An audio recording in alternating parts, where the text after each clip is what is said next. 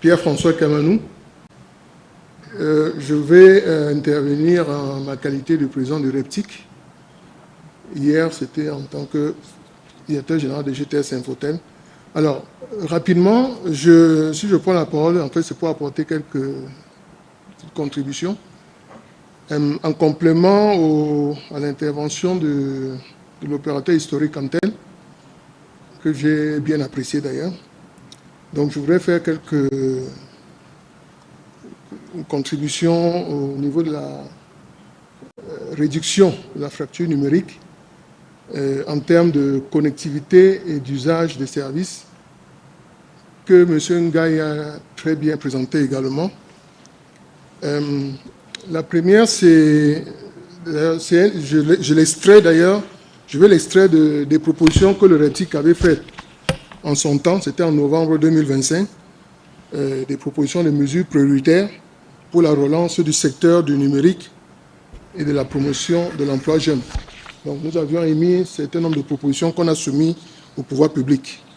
Donc la première, c'est de mettre en œuvre, c'est de permettre ce que Camtel, au-delà du fait qu'il soit l'opérateur historique et le seul à fournir la dorsale, la fibre optique, pour des besoins de stratégie de souveraineté, ce que nous comprenons.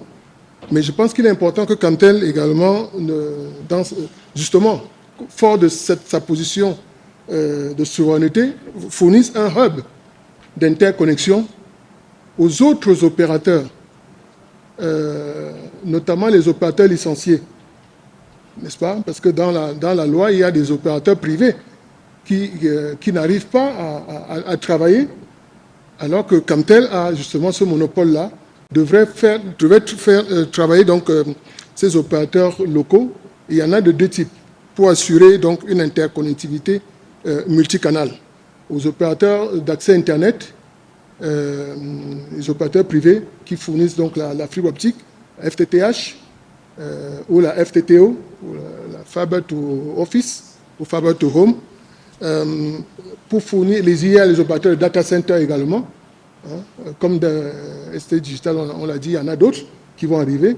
Donc, Camtel devrait fournir une offre d'interconnectivité data à ces opérateurs locaux-là, déjà pour régler le problème de last mile, puisqu'on en a, l'AIT a soulevé ce problème d'ailleurs. Et je crois que pour accélérer cette fracture numérique-là, en termes de connectivité, il faudrait faire rentrer en jeu les opérateurs privés locaux. Et je pense qu'il y en a pas mal qui ont des licences, mais qui peinent à accéder à ces canaux-là. Donc ça, c'est la première chose. Le deuxième recommandation, c'est toujours par rapport à l'accès, l'inclusion numérique. Je pense que nous sommes d'accord de reconnaître l'accès Internet comme un service universel. Et à ce titre-là, je crois qu'il est temps, il n'est plus que temps de mettre en place un forfait d'accès Internet illimité, à bas débit. Aujourd'hui, il existe tellement d'offres d'Internet.